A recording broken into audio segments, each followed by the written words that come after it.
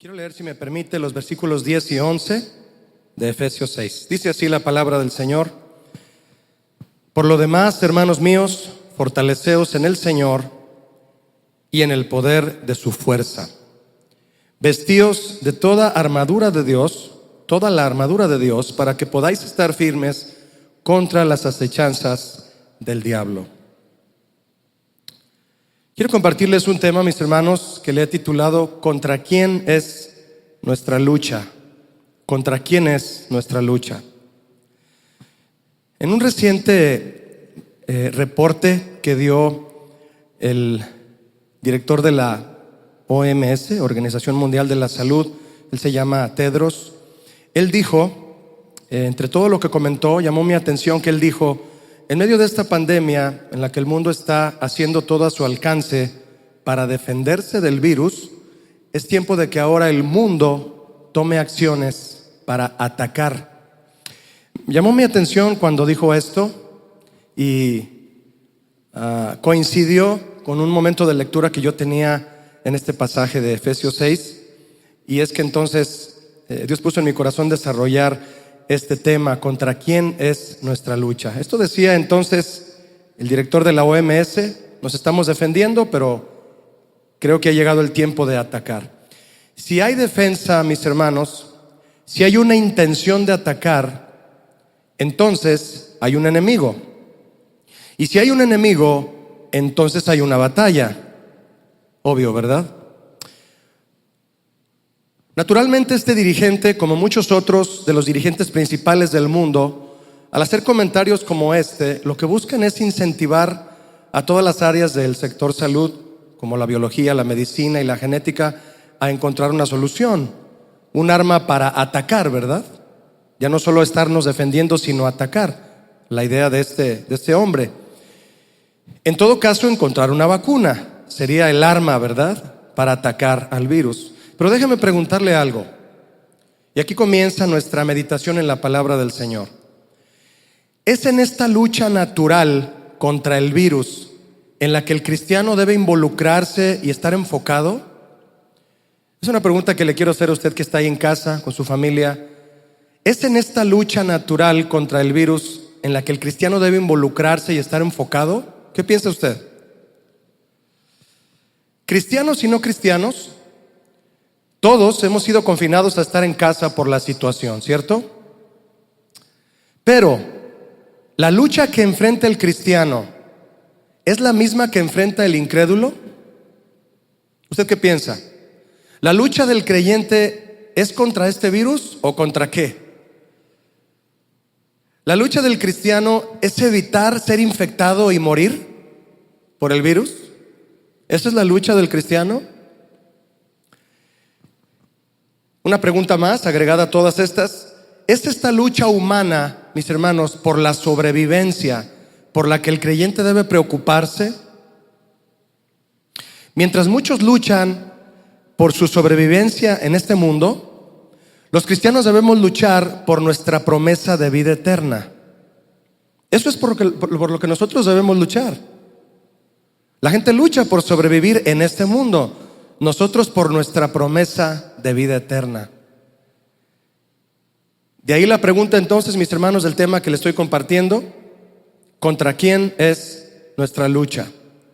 Muchos creyentes sobre y mal informados e indiferentes a las profecías tienen miedo de llegar a contagiarse y por lo tanto tienen miedo de morir. Déjame recordarle algo que los cristianos debemos tener presente en situaciones como esta, y lo haré con un pensamiento popular que encaja muy bien aquí, a aquellos que tienen miedo de contagiarse y miedo de morir, siendo cristianos. Este es el pensamiento popular que encaja en este momento. Cuando te toca, aunque te quites, y cuando no te toca, aunque te pongas. ¿Verdad que encaja bien? Usted y yo, mis hermanos, estamos para obedecer a Dios en todo, ¿cierto? Y su palabra nos manda sujetarnos a nuestras autoridades, ¿cierto? También. Nos quedamos en casa, salimos solo a lo esencial, usamos cubrebocas, acatamos todas las normas de salud. Y si aún teniendo todos estos cuidados, yo soy contagiado, ¿usted cree que mi situación quedará fuera del control y de la soberanía del Señor? Yo sé que usted está diciendo que no ahí en casa. No, mi situación no va a quedar fuera del control y de la soberanía del Señor. No. Recuerde este pensamiento. Cuando te toca, aunque te quites, lo dije al revés, ¿verdad? Y cuando no te toca, aunque te pongas. Si el Señor decide llevarme, ¿usted cree que esta pandemia era la ocasión perfecta que Él quiso aprovechar para llevarme con Él? Él conoce nuestros días de principio a fin, mis hermanos.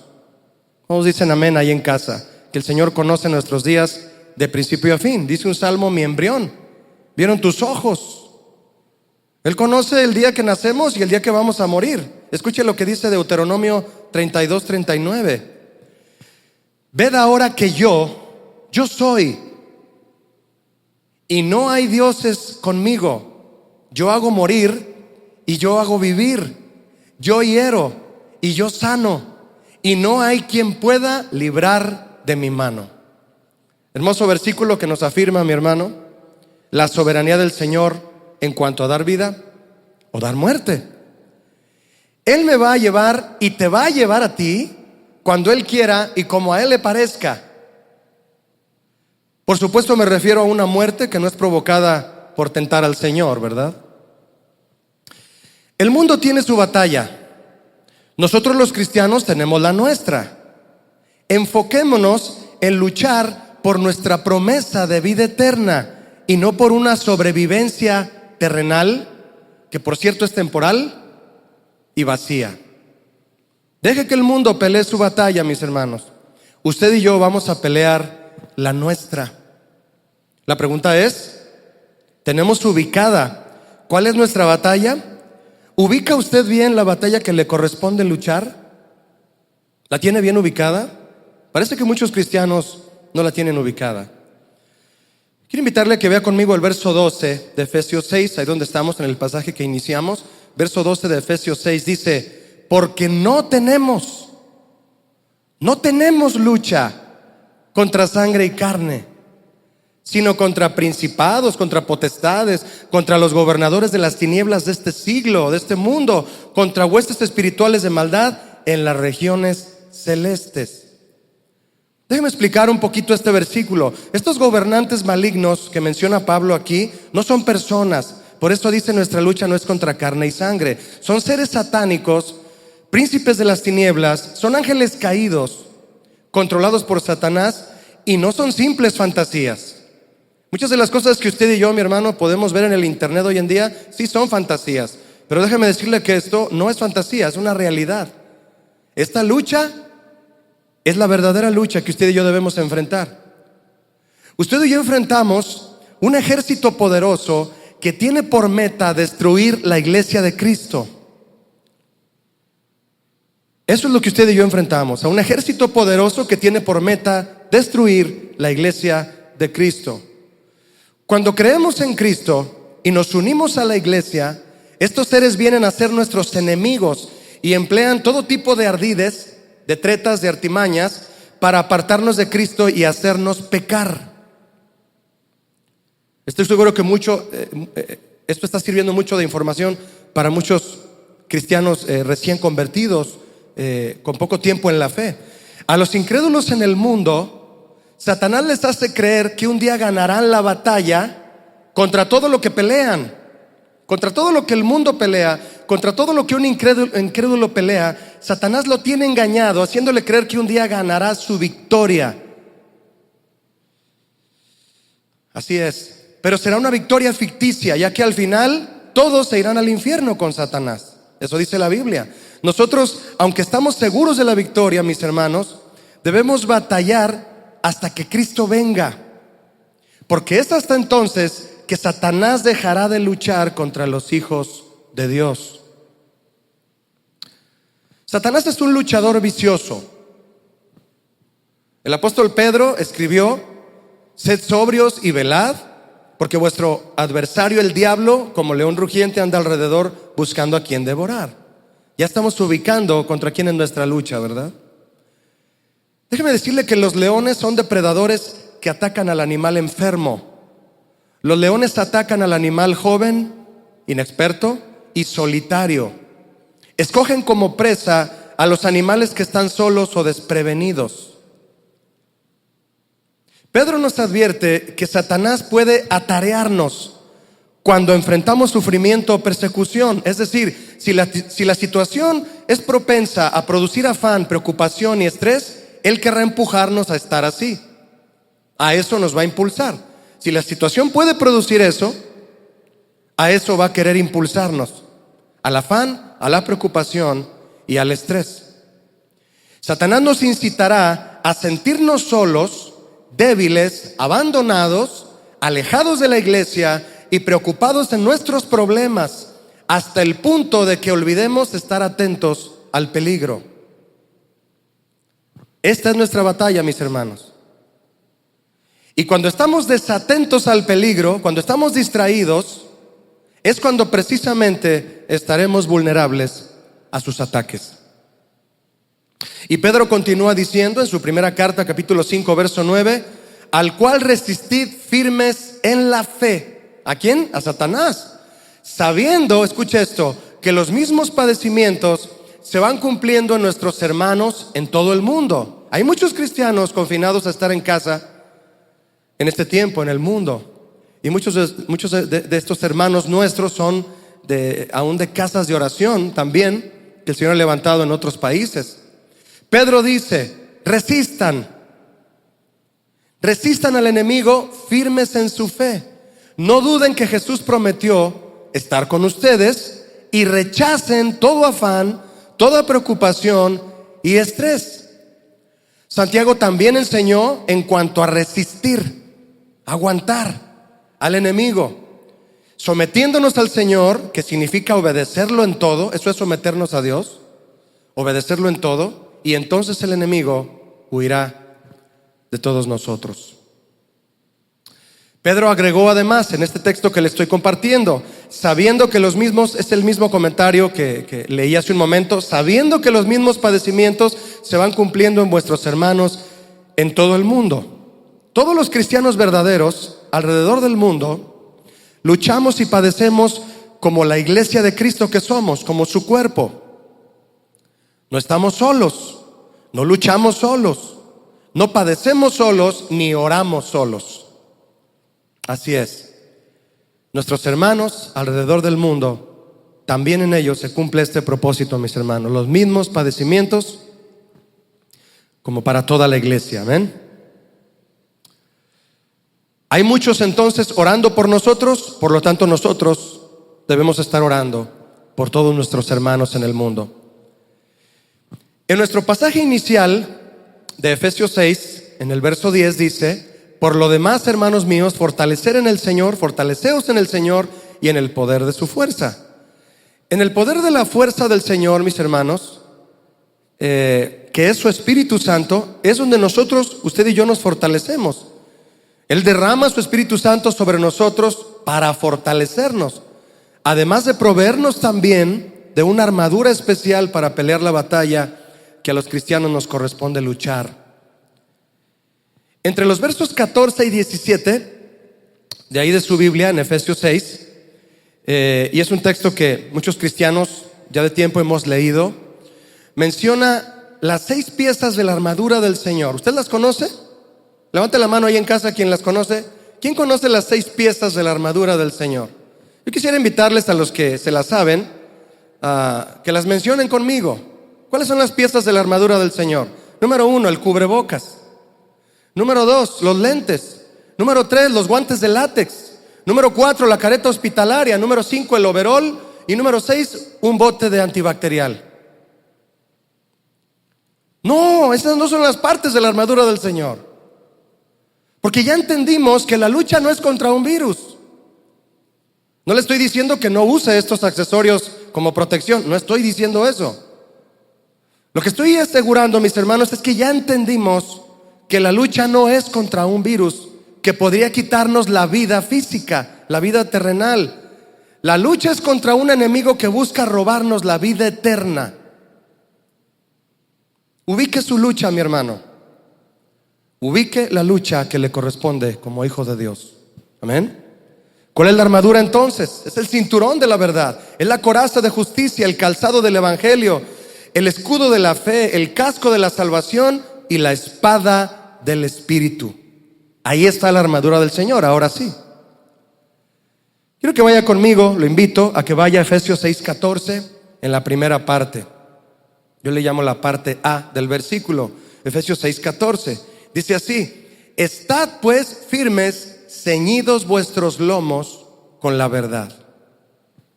Ceñir los lomos es fajar la cadera. Eso es ceñir los lomos, fajar la cadera.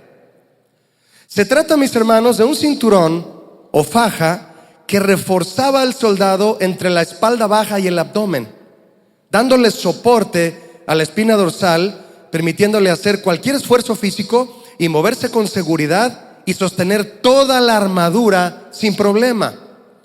Aquellos que les gusta hacer ejercicio confirmarán conmigo el trabajo que hace una faja cuando aprieta tu espalda baja, reforzando este ajuste con tu abdomen.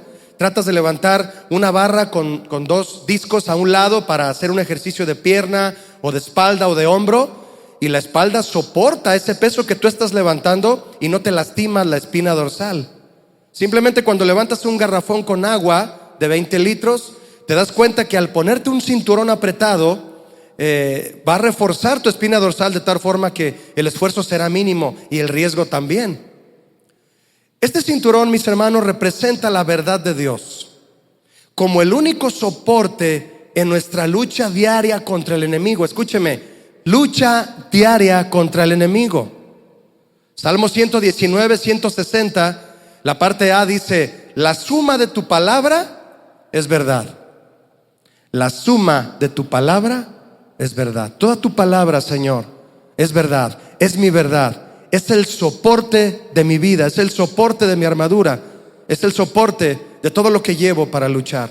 Isaías 25:1 dice: tus consejos antiguos, tus mandamientos, son verdad y firmeza. Son verdad y firmeza. Hermoso versículo también, que exalta la verdad de Dios, mis hermanos. La verdad de Dios, la única verdad que existe, es su palabra. Es Jesús. Y si está en nosotros y nosotros en su verdad, todo nuestro ser tendrá soporte, apoyo constante para la batalla diaria. La verdad del Señor, mis hermanos, es la columna vertebral de la vida cristiana.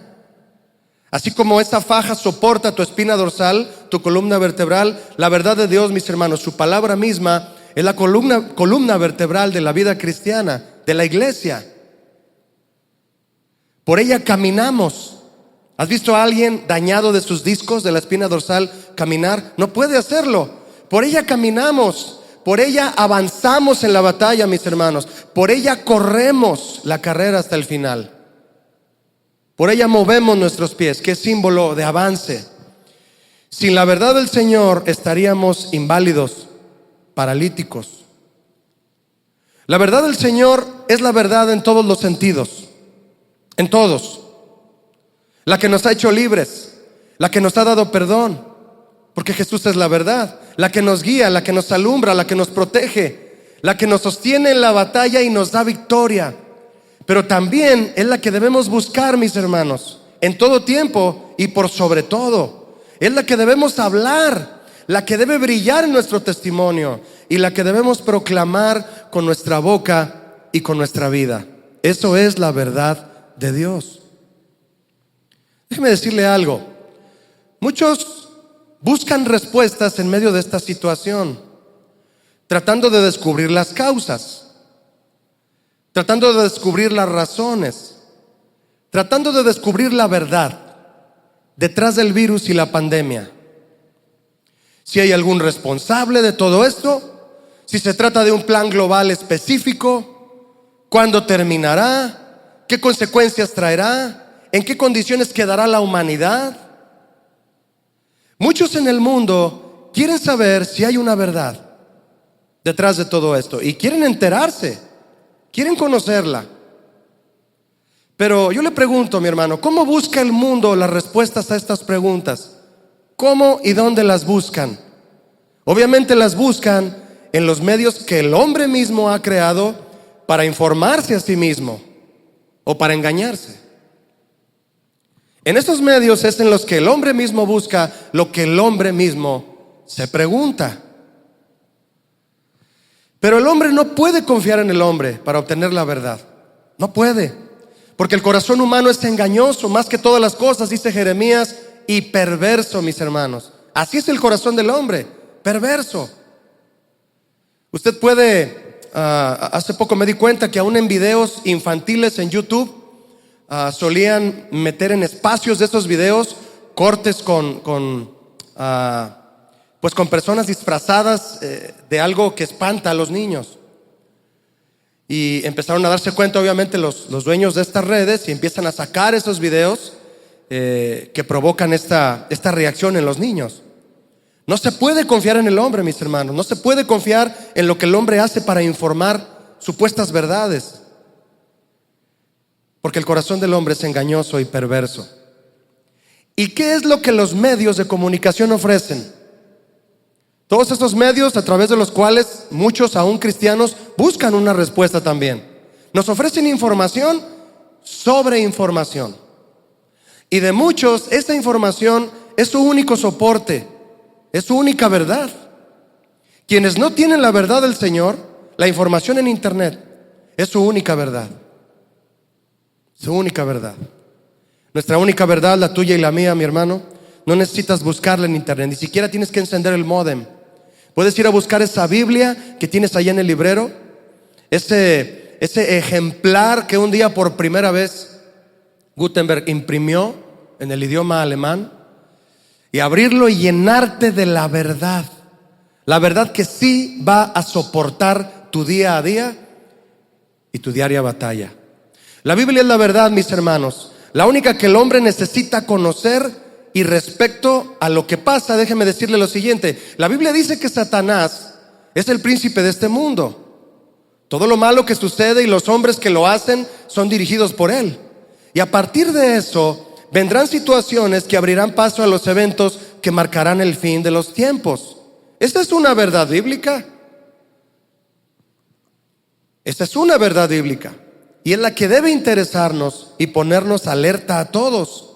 Así es, porque los sucesos finales tienen como propósito también ponernos alerta a los hijos de Dios y despertar a los que estén dormidos, mi hermano. Así es, despertar a los que estén dormidos. Pero déjeme decirle que lo más importante de esta verdad que le acabo de mencionar de manera resumida en cuanto a la escatología, de la cual no le pienso dar ningún estudio, lo más importante de esta verdad está en dos aspectos principales. Número uno, Satanás no es la última autoridad detrás de los sucesos mundiales. La última autoridad es el Señor. Detrás de los hombres malignos está Satanás. Detrás de Satanás está el Señor. Detrás del Señor no hay nadie, mis hermanos. Así que usted puede gozarse y decir: el Señor a quien yo adoro es la última autoridad que rige en todo el universo, mis hermanos, en todas las galaxias. Y número dos, aunque yo no sepa descifrar los sucesos mundiales y qué está pasando y cuándo vendrá Jesús, ni siquiera Él lo sabe. Le preguntaron: Jesús, ¿cuándo será tu venida? ¿Y cuándo ocurrirán estas cosas? Él dijo: el día y la hora yo no la sé. Si Jesús no la sabe, imagínese las ocasiones en que nos vamos a equivocar nosotros intentando descifrar el día que Jesús vendrá. No, mis hermanos, aunque yo no sepa descifrar los sucesos mundiales y cuándo Jesús vendrá, sé perfectamente lo que Él quiere que yo haga para ser salvo. Sé perfectamente lo que Él quiere que yo haga antes de que Él venga. Eso sí lo sé perfectamente, y en eso debo enfocarme. En eso debo enfocarme. La Biblia contiene misterios. Usted va a encontrar la palabra misterio en la Biblia. Muchas veces significa secreto. La Biblia contiene los misterios de Dios, los secretos que Él ha ido revelando a su pueblo conforme ha pasado los siglos. Pero déjeme decirle que hay misterios que el Señor está por revelar, como por ejemplo el día del regreso de Jesús. Nadie lo sabe. O el misterio de la gran ramera y el nombre escrito en su frente. Hay un misterio ahí del cual se habla en Apocalipsis 17.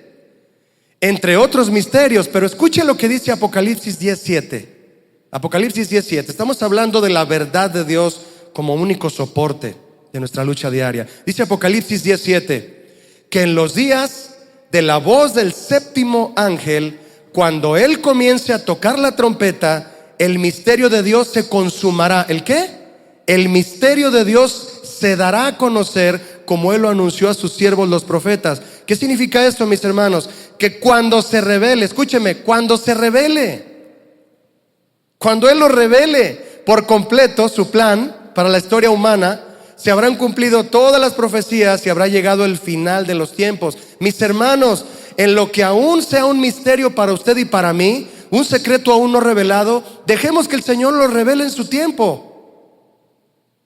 Y mientras tanto, enfoquémonos y vivamos en los misterios que Él ya nos reveló. Déjeme decirle algunos misterios que el Señor ya nos reveló, y en eso sí podemos meternos de lleno. El misterio de la vida por fe, usted lo puede leer en 1 Timoteo 3. Que seamos irreprensibles, viviendo y sirviendo al Señor con honestidad, sin doblez, sin vicios y sin codicia.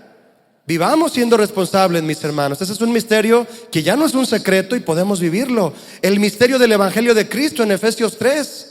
Que los gentiles son coherederos y miembros del mismo cuerpo y copartícipes de la promesa en Cristo Jesús por medio del Evangelio. Entonces, mi hermano, hablemos el Evangelio a todos. También tu vecino que no conoce a Cristo puede escuchar el Evangelio y tú se lo puedes hablar. Otro misterio revelado es el misterio de la voluntad de Dios. ¿Cuál es el misterio de la voluntad de Dios, mis hermanos? Dejémonos de buscar misterios que no nos han sido revelados y enfócate en los que ya nos han sido revelados. Efesios 1, que nos escogió para que seamos santos y sin mancha delante de Él, para alabanza de su gloria. Entonces, mis hermanos, vivamos en santidad. ¿Quieres saber quién es el anticristo? ¿Quieres saber quién es el falso profeta? ¿Quieres saber cuándo viene Cristo? ¿Quieres saber cuándo vendrá la gran tribulación? Mi hermano, vive en santidad mejor. Vive en santidad, sin doblez, sin codicia. Predica el Evangelio. Eso es lo que debemos hacer. Que haciendo esas cosas, Cristo nos tome por sorpresa realizándolas. Cristo no quiere encontrarte, mi hermano, tratando de descubrir quién es el anticristo o quién provocó toda esta pandemia. Él quiere descubrirte buscando su rostro y viviendo en santidad. Así quiere encontrarte, así quiere encontrarnos. Estos misterios revelados sí son verdades seguras, sobre las cuales debemos apoyarnos y vivir en ellas. No trates, mi hermano, de darle soporte a tu armadura con una faja de papel, con información humana o con especulaciones de lo que sucede y sucederá en el mundo, porque te debilitará y quedarás vulnerable ante el enemigo. Porque si no es una verdad lo que te sostiene, entonces será una mentira. Pablo dijo a Timoteo: muchos apartarán de la verdad el oído y se volverán a las fábulas. Dejan de leer la Biblia y buscan más en internet. Fábulas. Esto dice 2 Timoteo 4:4. Estas son las situaciones, mi hermano. Esta pandemia que estamos viviendo es la clase de situaciones en la que muchos o se afianzan o apostatan. En cambio, el salmista cantaba: enséñame, oh Jehová, tu camino, caminaré yo en tu verdad. Enséñame, oh Jehová, es decir, guíame tus maneras, tus formas. Dame tus respuestas, Señor, para caminar en tu verdad. Es el camino angosto, mis hermanos, pero es el camino que lleva a la vida eterna. Efesios 6:14, ¿me acompañas a la parte B? Dice Efesios 6:14, la segunda parte: y vestidos con la coraza de justicia. Un elemento hermoso, mis hermanos, de la armadura que el Señor nos ha dado para pelear la batalla que nos corresponde pelear. La batalla contra el enemigo de nuestras almas, contra Satanás. La coraza,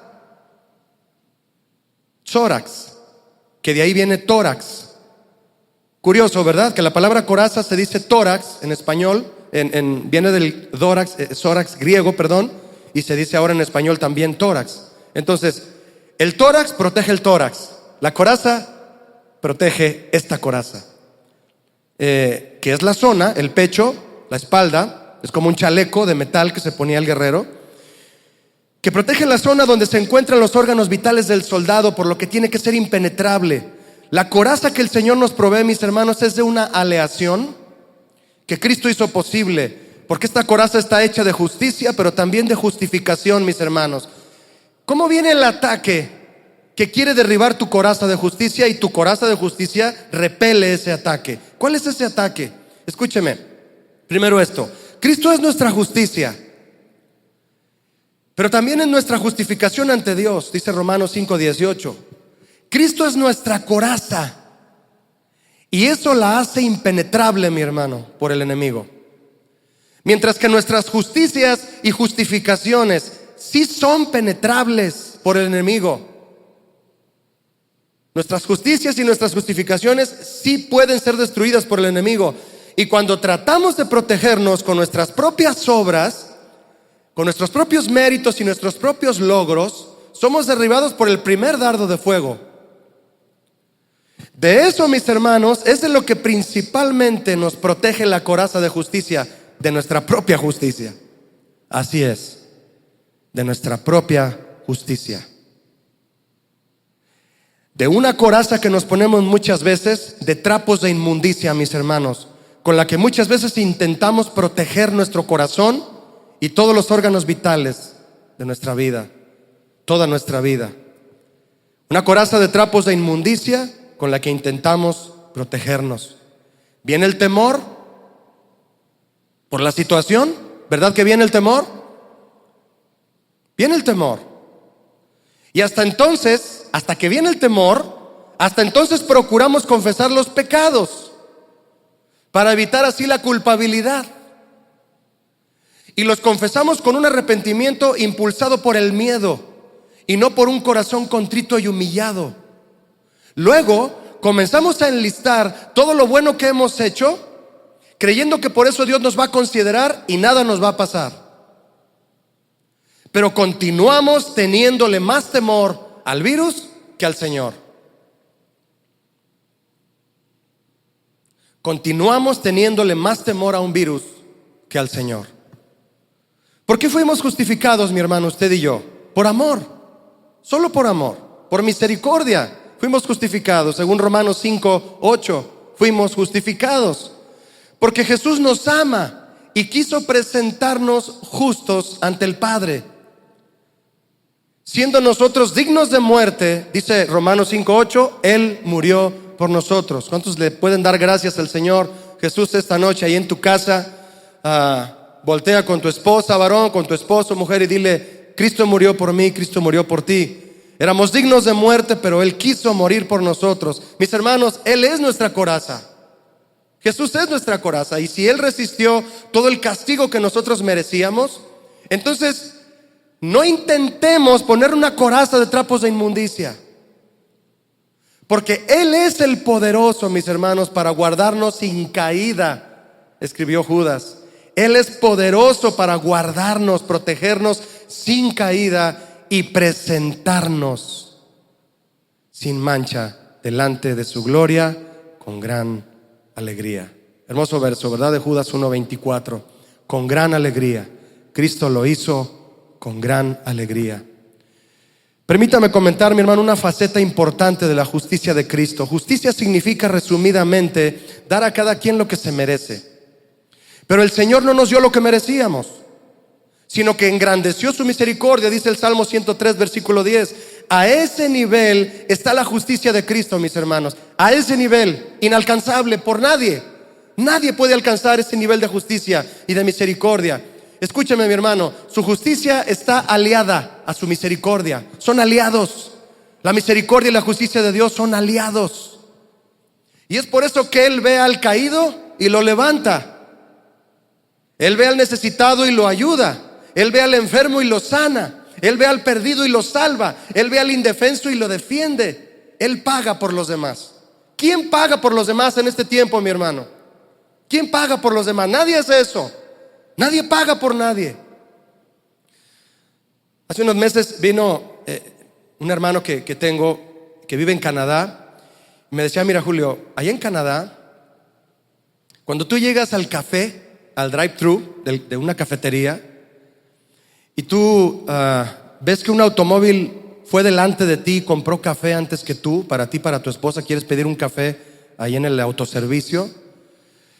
El automóvil que pasó delante de ti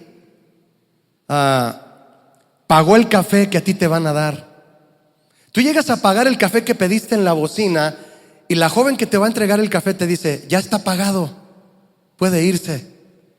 Si hay otro automóvil detrás de ti, la invitación que se hace de corazón con esta acción es que tú le pagues el café al carro que viene detrás del tuyo.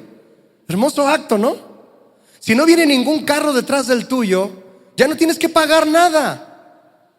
Es una acción tan significativa que cuando me la estaba contando yo no lo creía, mis hermanos. Que llegas a recoger el café a la ventanilla y te dicen: ya lo pagó el automóvil de adelante. Bueno, hace un momento dije que nadie paga por nadie en este mundo. Y bueno, parece que me equivoqué, ¿verdad? Acordándome de este testimonio. ¿Cómo es posible que llegues a la ventanilla y te digan: está pagado el café? La justicia de Jesús, mis hermanos, aliada a su misericordia, lo ha llevado a Él siempre a pagar por los demás. Una de las consecuencias de la pandemia es el aislamiento social. Y aunque podemos sacar provecho espiritual de este aislamiento, tiene un lado triste. ¿Cuál es el lado triste del aislamiento? Pues el de no poder reunirnos, mis hermanos, y saludarnos como hermanos aquí en la iglesia. Y es aquí donde nos toca hacer una extensión de la justicia y de la misericordia de Jesús. Él ha sido nuestra coraza, mis hermanos. Seamos nosotros coraza de otros. Protege a otros. Conviértete en coraza de otros que pudieran estar desanimados, desprotegidos, necesitados o tal vez caídos. Ve el verso 18 de Efesios 6 conmigo. Verso 18 de Efesios 6. Dice: orando en todo tiempo y con toda oración y súplica en el Espíritu, ¿verdad? Es decir, guiados por el Espíritu Santo. Y vea la palabra que dice enseguida, ya la vio con atención: y velando. ¿Qué es velar, mis hermanos? No es lo mismo que orar. Dice: velando en ello con toda perseverancia y súplica por todos los santos. Podemos orar unos por otros, pero además de eso, mis hermanos, podemos cuidarnos unos a otros. Cuidarnos. Tú puedes orar por alguien, pero también puedes velar por alguien. Importante acción, ¿verdad?, que tenemos de parte de Jesús, que intercede por nosotros delante del Padre, pero que también vela por nosotros. Nosotros entonces, mis hermanos, orando y velando por todos los santos. Velar, no lo olvides, significa vigilar, en este caso a los demás. Porque un soldado genuino no lucha solo para sí mismo. Lucha por un pueblo. Un soldado lucha por una nación, no lucha por sí mismo. Dígame, ¿qué soldado sale a la batalla a luchar por sí mismo? No, sale a luchar por una nación. Nuestra lucha es para defender a todos los santos, para pelear por ellos, por tu familia, por tu iglesia y por aquellos que no conocen la verdadera justicia. En este tiempo entonces de lucha espiritual, mis hermanos, debemos orar unos por otros y cuidarnos unos a otros, pensar los unos en los otros, ayudándonos en todos los aspectos. En lugar de hacer compras de pánico, hay que hacer compras de misericordia. Las compras de pánico son compras de egoísmo, ¿verdad? Que al principio la gente comenzó a hacer, se ha ido reduciendo esto, pero la verdad es que muchos acapararon muchos de los productos al principio y muchas empresas los tienen acaparados para darlos a mayor precio. Egoísmo, egoísmo, egoísmo. Todo el mundo quiere para sí. No, mis hermanos, hagamos compras de misericordia. Es decir, compartiendo una despensa con aquel que Dios puso en tu corazón mientras estabas orando. Y Dios te habló y te dijo: cuídalo, vela por él y llévale lo que necesite. Amén, mis hermanos. Efesios 6:15. Vaya conmigo a ver esta otra parte en la lucha que tenemos como hijos de Dios. Efesios 6:15 dice así: y calzados los pies con el apresto del evangelio de la paz. ¿Qué es apresto? ¿Qué es apresto? Yo creía que apresto era ese bote de nugget con el que tú le das apresto a tus zapatos. ¿Cómo la ve? Pues no es eso, mis hermanos. La palabra apresto significa preparación. Estar presto significa estar listo. significa pronto, significa solícito. Pablo relaciona el calzado que un soldado usa con el llevar el evangelio de la paz, porque son los pies los que te llevan a llevar ese evangelio. Y cuán hermosos, dice Isaías 52:7, son sobre los montes los pies del que trae alegres nuevas, del que anuncia la paz, del que trae nuevas del bien, del que publica salvación y del que dice a Sión, tu Dios reina. Entonces Pablo relaciona el calzado del soldado con el llevar el evangelio de la paz, estando siempre preparados y listos para anunciarlo. Eso es apresto, que estés listo para anunciar el evangelio. Y tanto Isaías como Pablo establecen el mensaje del Señor como el único que trae paz al corazón del hombre. Nada va a traer paz al corazón del hombre sino solamente el evangelio de la paz. Y es precisamente por paz por lo que muchos están ansiosos hoy. Y debemos estar prestos. Nosotros no debemos estar ansiosos, mi hermano. Debemos estar prestos, preparados. Es muy diferente estar ansioso a estar preparado para compartirle a la gente. A quien se te ponga enfrente, a un familiar, a un vecino, a través de un medio electrónico, a través de un encuentro, que ahorita no sería muy fácil, pero puede darse la posibilidad. Debemos estar prestos, preparados para hablarles de la paz verdadera y desengañarlos de estar esperando una falsa paz que jamás llegará. Jamás llegará. Ayer miércoles 22 de abril de este año, un hombre infectado por el virus intentó suicidarse desde la azotea de un hospital en la Ciudad de México. Déjeme decirle que lo rescataron. No sé si usted vio el reportaje de los policías que rescataron a este hombre ya bastante avanzado en la enfermedad. Eso dice el reportaje, ¿verdad? ¿Verdad? No sé si sea verdad. Lo rescataron los policías de suicidarse desde la azotea del hospital. Se salió de su habitación, de la cama del hospital, y se fue a la azotea. Pero déjeme decirle que al poco tiempo, el mismo día de ayer, falleció por las complicaciones de la enfermedad. Y probablemente murió sin estar en paz con Dios. Hace unas horas el pastor Adrián nos compartía hoy de unos jóvenes, de unos varones del grupo misionero que lograron persuadir a un hombre que lo vieron muy cerca de la orilla de un puente en la zona metropolitana y que quería lanzarse del puente. Desde luego le hablaron de Jesús y lo persuadieron a no lanzarse. Mis hermanos, hay ansiedad, hay mucha ansiedad, pero nosotros debemos tener el evangelio de la paz en nuestro corazón y estar prestos a compartirlo. Pablo escribió a los romanos en el capítulo 5, verso 1: justificados pues por la fe, tenemos paz para con Dios por medio de nuestro Señor Jesucristo. La palabra paz, mi hermano, como muchos decimos en ocasiones, una muy socorrida definición: la paz no es ausencia de problemas, la paz es unidad. La palabra paz en griego significa unir. Entonces la verdadera paz consiste en ser uno con Dios por medio de Jesús. Si tú estás en paz con Dios, es que eres uno con Él. Muchos quieren estar en paz con Dios,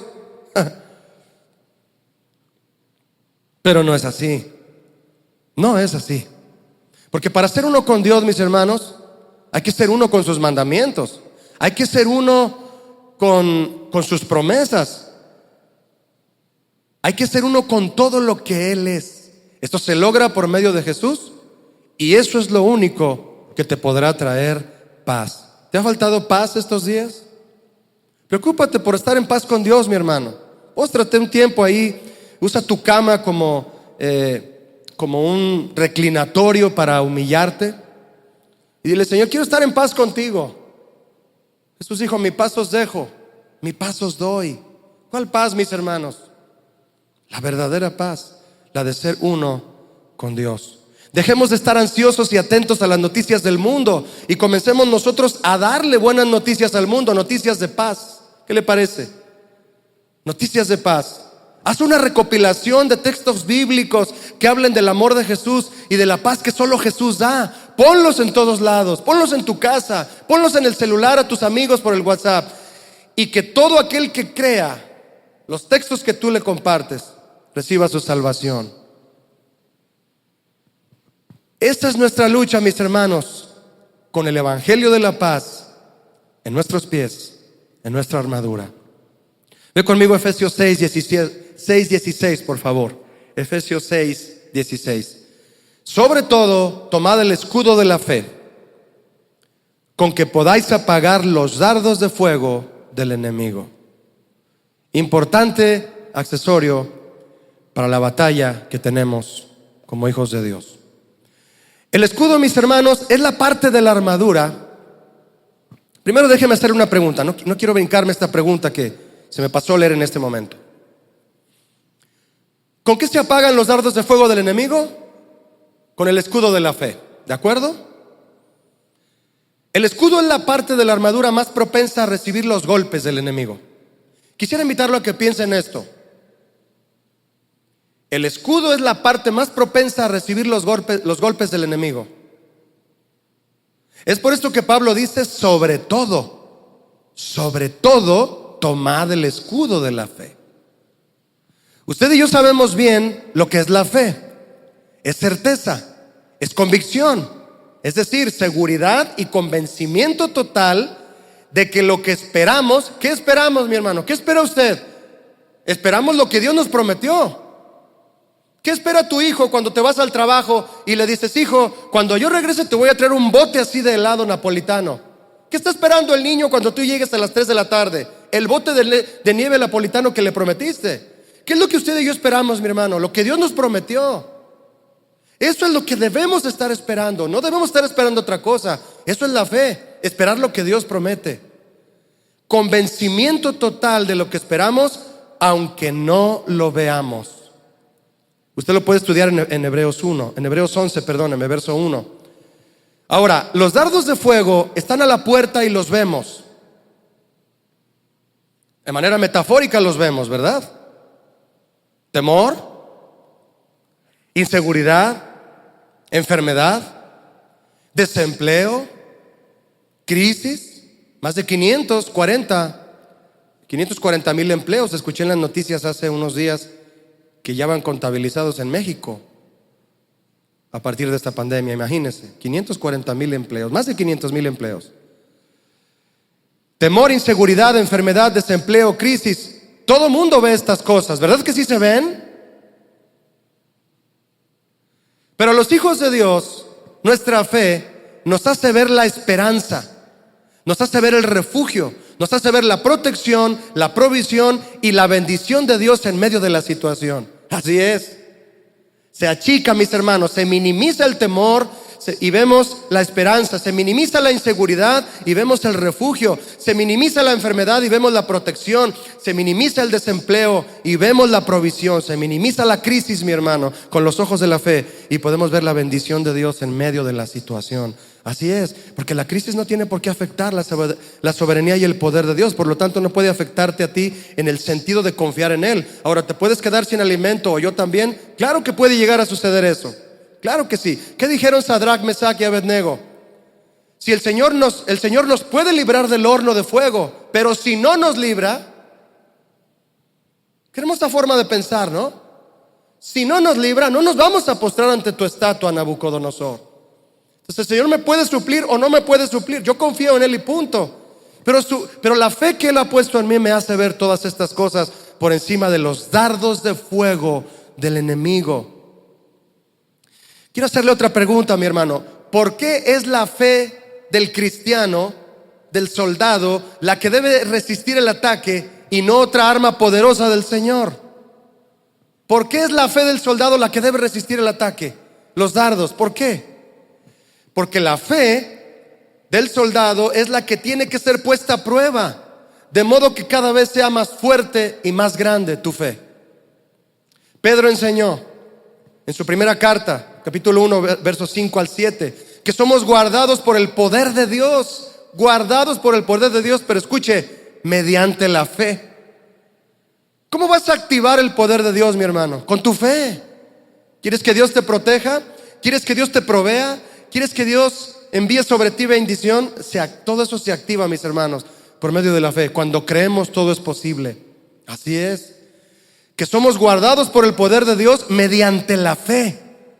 Tenemos que poner el escudo para alcanzar la salvación y que a través del fuego de las aflicciones nuestra fe sometida a prueba para poder ser hallada en alabanza, gloria y honra cuando Jesús venga. Hermoso pasaje del apóstol Pedro. El enemigo sabe, mis hermanos, que el verdadero creyente vive esperando la venida de Jesús, el verdadero creyente, y no descansará el enemigo hasta desanimarlo de esa esperanza. El enemigo no va a descansar hasta desanimarte de la esperanza que tú tienes de que un día Jesús vendrá y va a venir. Primera de Pedro 5, 8 y 9 dice lo siguiente: sed sobrios y velad, porque vuestro adversario el diablo, como león rugiente, anda alrededor buscando a quien devorar. Y dice la primera parte del verso 9: al cual resistid firmes en la fe. Ahí está, mis hermanos, mediante la fe el Señor es poderoso para guardarnos sin caída. El apóstol Pablo y Pedro fueron hombres de constantes batallas. Constantes batallas. Y es por eso que coinciden en todo respecto al lugar que tiene la fe en la vida del creyente. Así es. Mientras más ataques recibas del enemigo, más descubrirás cómo está tu fe y si realmente tu confianza está puesta en el Señor. Así es. Mientras más ataques recibas del enemigo, más descubrirás cómo está tu fe y si realmente estás poniendo tu confianza en el Señor. Mis hermanos, el soldado más diestro no es el que ha evitado más batallas. No precisamente. ¿De qué calidad y de qué tamaño es tu fe, mi hermano? Los escudos más efectivos en aquellas batallas de las que Pablo se ejemplificó en aquel tiempo, aquellos escudos de aquellas batallas eran del tamaño de una puerta, ¿sabía usted? Del tamaño de una puerta. ¿Te imaginas poner una puerta delante de ti de acero o de una madera durísima y pesada? ¿Cuándo va a penetrar algún dardo? Y los escudos más golpeados son los más admirados. Los escudos más golpeados son los más admirados. Algo importante de reflexionar para este tiempo, mis hermanos, es lo que el apóstol Pedro afirma respecto al valor de la fe. Él dijo en primera de Pedro 1:7 que nuestra fe es más valiosa que el oro. El oro es corruptible, la fe no. Y aunque es corruptible, se prueba bajo fuego. Pero la fe es mucho más preciosa que el oro. Mis hermanos, somos hijos de Dios. Pero como seres humanos, obviamente estamos relacionados con lo material en lo que respecta al pan diario de cada día. ¿Verdad que sí? Así es. Pero así como al hombre materialista le preocupa el tamaño de sus cuentas bancarias y las pérdidas que sufrirá por la situación, eso le preocupa. A los hijos de Dios nos debe preocupar el tamaño de nuestra fe. La cantidad de nuestra fe que hemos almacenado en el banco de nuestro corazón. Para que cuando quieras hacer un retiro de fe, a la hora de la prueba, haya esa cantidad, ese capital de fe que tú has almacenado, de modo que pases la prueba con toda holgura, porque Dios te ha sostenido, has creído en Él y tu fe ha crecido, mi hermano. Ya que será por medio de la fe que Dios suplirá todo lo que nos falte. No valores las cosas materiales más que tu fe. No observes tu cuenta bancaria si se está disminuyendo. Observa tu corazón si tu fe está creciendo y está aumentando las reservas de tu confianza en Dios. Eso es lo que debes de cuidar, mi hermano. Que aumente tu fe, aunque estés perdiendo dinero. Efesios 6:17 dice: y tomad el yelmo de la salvación. El casco protege la cabeza, mis hermanos. Y Pablo le asigna como protección a la mente del creyente la salvación. Así es. ¿Por qué una protección? ¿Por qué Pablo usó como protección, metafóricamente hablando, sobre la mente del creyente la salvación? ¿De qué se está llenando nuestra mente en medio de todo esto que está pasando, mis hermanos? ¿De qué se está llenando? ¿Qué es lo que está ocupando nuestra mente? Va a haber dardos de fuego del enemigo que van a tirar, escúcheme, principalmente a la cabeza. ¿Ha escuchado usted ese proverbio que dice duro y a la cabeza? No se crea, no es un proverbio. Es una frase por ahí que si hay que buscar la muerte de aquella presa a quien tú quieres matar, le des duro y a la cabeza. Es por eso que le fue asignada la salvación por la sabiduría que Dios le dio a Pablo como el casco de protección a la mente del soldado que pelea la buena batalla. Pablo dijo a los filipenses en el capítulo 2, verso 12: ocupaos en vuestra salvación con temor y temblor. Es decir, mis hermanos, que todo lo que hagan sea en pro de conocer más al Señor, y todo lo que tiene que ver con su salvación. Ocúpate en lo que tenga que ver con tu salvación, no con tu perdición. A veces nos ocupamos más de cosas que tienen que ver con la perdición, porque muchos creen que ser salvos consiste solamente en hacer una oración para recibir a Cristo y ya son salvos. Y hay doctrinas que expresan esto de manera todavía más errante, que si una vez eres salvo, lo serás para siempre, sin importar lo que hagas de ahí en adelante. Cuidado con eso. Eso es solo la puerta, mis hermanos. La oración para recibir a Cristo, confesar con nuestra boca que Jesús es el Señor para justicia, eso es solo la puerta para entrar a todo lo que la salvación del Señor es. Solo la puerta. Así es. Pablo escribió: ocupaos en vuestra salvación con temor y temblor, insisto. Es decir, vivan cuidadosos de su obediencia a Cristo. Tómenlo en serio. Tomen en serio su obediencia a Cristo. Que entre sus creencias y sus vivencias haya congruencia. Que se note que quieren ser salvos. Que se note que desea ser salvo, mi hermano. ¿Que no soy salvo, Julio, todavía? Espérame. Si ya estás en el cielo, es que ya eres salvo. Ocúpense en lo que corresponde a lo espiritual para salvación, porque ocuparse de eso, dice Romanos 8:6, trae vida y paz, mis hermanos. ¿Quieres vida y paz? Ocúpate en lo que es tu salvación, porque ocuparse de la carne trae muerte. Jesús, profetizando de las persecuciones venideras en Mateo, dijo lo siguiente: y seréis aborrecidos de todos por causa de mi nombre, mas el que persevere hasta el fin, mis hermanos, y todavía no es el fin, este será salvo. Somos salvos por fe, pero el que quiera ser salvo ya no por fe, sino una realidad, la salvación hecha una realidad. Ya estás fuera de esta tierra, ya estás fuera del peligro del enemigo, ya estás en el regazo del Señor, ya estás adorándole frente a frente, cara a cara. Eso es hasta que ocurre el fin aquí. El que persevera hasta el fin, ese será salvo, y todavía no es el fin. Así que hay que perseverar, mis hermanos. La perseverancia hará fuerte tu casco. Efesios 6:17. Y la espada del Espíritu, que es la palabra de Dios, finalmente. La espada del Espíritu, mis hermanos. ¿Cuántos tienen la espada del Espíritu en sus manos ahora? ¿Tienes una Biblia ahí en tus manos? Sujétala con reverencia, con amor, con cariño, con respeto. Si la tienes ahí en el celular, bueno, nada más ponla en modo avión para que no te interrumpa nadie de estar leyendo la palabra del Señor. La espada del Espíritu, que es la palabra de Dios. La palabra de Dios, mis hermanos, es el principio, como lo fue la verdad, el cinturón de la verdad. Fue el principio de nuestra armadura y es el fin de nuestra armadura. Es nuestro soporte, nuestra defensa, y también es nuestra arma de ataque.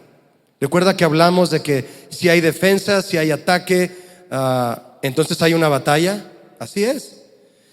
5 accesorios de protección y defensa. Uno principal de ataque: la espada del Espíritu. La pregunta es: ¿sabes usarla? ¿Sabes usarla? ¿Sabes cuándo aplica un versículo a tu vida? ¿Sabes cuándo una promesa viene a tu vida a darle sentido a lo que estás viviendo? ¿Sabes cuándo un mandamiento viene y sostiene lo que tú estás haciendo porque lo estás obedeciendo de todo corazón? ¿Sabes usar la espada del Espíritu, mi hermano? Es lo que estamos haciendo. La predicación del Evangelio nos ayuda a cada vez usar mejor la espada del Espíritu, la espada que el Espíritu Santo nos da, su palabra. Por más equipo de protección que portemos, sin un arma de ataque no saldremos victoriosos, porque un soldado no vence defendiéndose solamente, tiene que atacar. Tiene que atacar. Es muy importante enfatizar, mis hermanos, que el soldado victorioso sabe defenderse, pero lo que lo lleva a la victoria es precisamente que sabe atacar. Si sabes de alguien que fue infectado y está enfermo por el virus, no te quedes de brazos cruzados. Podemos orar por la sanidad, porque la Biblia lo dice y es una promesa que podemos esgrimir como se esgrime una espada para atacar. Y hablo de un ataque sobrio conforme a la palabra del Señor, ¿verdad? De un ataque en la palabra, guiado por la palabra del Señor. No te quedes con los brazos cruzados. Podemos orar y decir, hace unos días el pastor Chava Pardo decía, no solo podemos estarnos ateniendo a cuidarnos del virus y protegernos en casa y resistir esta pandemia, esperar que el tiempo pase y se acabó. Podemos contraatacar en oración. Se me quedó grabado eso del pastor Chava, que dijo, podemos atacar, orar por los enfermos y que sean sanos, que este tiempo de pandemia se reduzca y que la iglesia vuelva a reunirse. Claro que sí podemos orar, así es. Finalmente el Señor es quien decide si sana a un enfermo, pero nosotros podemos usar estas promesas que están en la palabra, mis hermanos. No podemos quedarnos de brazos cruzados. ¿De qué forma atacamos también, además de resistir los dardos del enemigo? Al frente están tu escudo y tu espada. Tal vez con tu mano izquierda sostienes el escudo y con tu mano derecha sostienes la espada. Fe es tu defensa. La espada, la palabra de Dios, es tu ataque. Defenderse, es decir, tú crees, tú confías, tú esperas, estás certero en lo que estás creyendo, tienes certeza y estás convencido. Ahí está tu fe defendiendo. Que no venga la duda a derribar todo lo que el Señor ha puesto en tu corazón. Atacar es accionar la palabra como Cristo la puso en acción, muriendo por nosotros y no solo prometiéndonos redención. Atacar es accionar la palabra obedeciendo, perdonando, bendiciendo, mis hermanos. El enemigo lanza un ataque con el dardo del rencor. Ahí está la pareja en casa y ahora con el confinamiento, con toda la oportunidad abierta a que se hablen, a que se perdonen, a que se reconcilien, a que cambien muchas cosas que antes no estaban bien y que ahora hay una gran oportunidad del Señor, que ahora el Señor nos encerró a todos para corregir cosas. Ahí está el enemigo entonces lanzando el dardo del rencor. El escudo lo resiste porque la fe nos lleva a confiar en que el perdón traerá reconciliación, pero perdonar es el contraataque. Sabes que el rencor está mal y te defiendes, pero no atacas con el perdón. De modo que no solo resistas al rencor, sino que ataques con el perdón, que es el elemento bíblico que vence a la amargura. Si solo uso el escudo, si solo me defiendo y resisto el ataque sin contraatacar, sin usar la espada, el enemigo no dejará de lanzar ese dardo, lo que significa que el escudo estará solo, el escudo estará resistiendo solo, no habrá espada que ataque, no será respaldado el escudo por el poder de la espada, la fe no será respaldada por ninguna acción de la palabra y la fuerza del escudo depende de la palabra. Entonces significa que sin obras, el escudo de la fe es derribado, porque la fe sin obras es muerta. Tú puedes creer entonces, mi hermano, en el poder de Dios, pero si no pones en acción su palabra, no ganarás la batalla, y en esta batalla perder equivale a morir. En esta batalla perder equivale a morir. El que pierde contra este virus que ha invadido la tierra y no está listo en su sistema inmunológico, pierde la batalla. De igual manera, en la batalla que a ti y a mí nos corresponde pelear, si no atacas, perder significa morir. Pero no morir como muere solamente alguien físicamente, sino morir espiritualmente, mis hermanos. El título de este pasaje, finalmente, para reflexionar esta noche, déjeme recordarle que el título de este pasaje en su Biblia, cuando usted lo abrió en Efesios 6, el título que dice ahí, creo que sí dice igual, dice toda la armadura de Dios. Diga conmigo, toda. Eso es, toda. Y de lo cual Pablo hizo énfasis en los versos 11 y 13. Tanto en el verso 11 como en el 13 dice toda la armadura de Dios. ¿Por qué dice toda? Toda la armadura de Dios. Importante que diga eso. Un soldado, mis hermanos, se viste con toda la armadura de Dios y no solo con algunas de sus partes.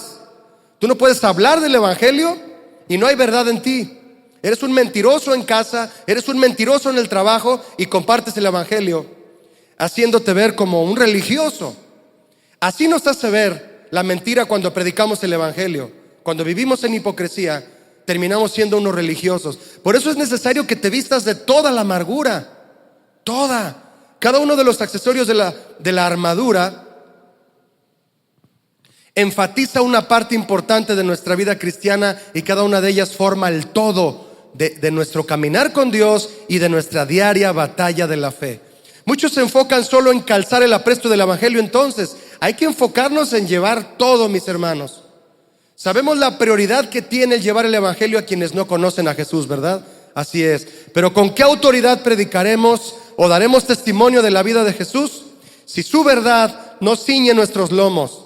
Si su justicia no está sobre nuestro corazón, si no pedimos perdón en nuestra familia cuando los hemos ofendido, si andamos contando mentiras, ¿cómo vamos a predicar el evangelio? ¿Cómo vamos a atacar en la batalla diaria? Nos van a derrotar, nos van a tumbar a la primera. Dice Santiago 3:14, pero si tienes celos amargos y contención en tu corazón, no te jactes ni mientas contra la verdad. Muchos creen que su principal enemigo, mis hermanos, es Satanás, es un virus, pero déjeme decirle que muchas veces el peor enemigo somos nosotros mismos. Si logramos vencernos a nosotros mismos en todo lo que tenemos que vencer, es entonces que podremos vencer al enemigo de nuestras almas y haremos efectivo el vestirnos con toda la armadura del Señor. Amén. Esta es nuestra batalla, mis hermanos. Esta es la lucha que nos corresponde. No es contra carne y sangre, no es contra un virus, no es contra nada de esta tierra. Es contra huestes espirituales de maldad. Es contra todas aquellas cosas con las que el enemigo viene y desea destruir la iglesia, desea destruir tu familia, y es tiempo que te levantes en la verdadera batalla. ¿Quieres defender a tus hijos? No solo les compres cubrebocas y gel antibacterial. Ora con ellos, enséñales a perdonar pidiéndoles tu perdón primero a ellos. ¿Quieres proteger a tus hijos realmente? Protégelos de irse al infierno, mi hermano, no de irse a un hospital. Ahí está la batalla, y ahí es donde yo te invito a ubicarnos realmente en la lucha.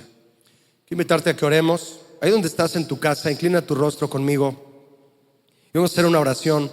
Todos los que estamos ahí en casa, si estás con tu esposa, acércate a ella. Si estás con tus hijos, acércate a ellos, tómalos de la mano. Somos un ejército del Señor. Cada familia es un ejército. Todas las familias formamos el ejército de la fe, la familia de la fe. Así que te invito a que oremos esta noche y le digamos: Señor, gracias por ubicarnos en la batalla en la que realmente debemos estar peleando. Muchas veces confundimos, Señor, contra qué estamos peleando, pero tú y tu palabra, Señor, con tu palabra vienes y nos ubicas y nos dices cuál es nuestra armadura.